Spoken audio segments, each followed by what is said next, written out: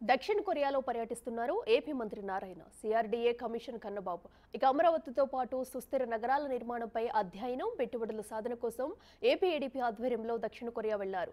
నామీ island CEO మిన్క్యోంగ్తో భేటీ అయ్యారు మంత్రి. సహజ సిద్ధమైన సాంస్కృతిక సంప్రదాయ పర్యాటక ప్రదేశంగా పేరుగాంచిన నామీ ఐలాండ్ను సందర్శించారు. సియోలో ప్రముఖ పర్యాటక కేంద్రాల్లో ఒకటైన నామీ ఐలాండ్ అంతర్జాతీయ కన్వెన్షన్ సెంటర్లతో పాటు ఏడాది పొడవునా మ్యూజిక్ ఫెస్టివల్స్, కల్చరల్ ఈవెంట్స్ నిర్వహిస్తూ ప్రపంచ పర్యాటకులను ఆకర్షిస్తుంది.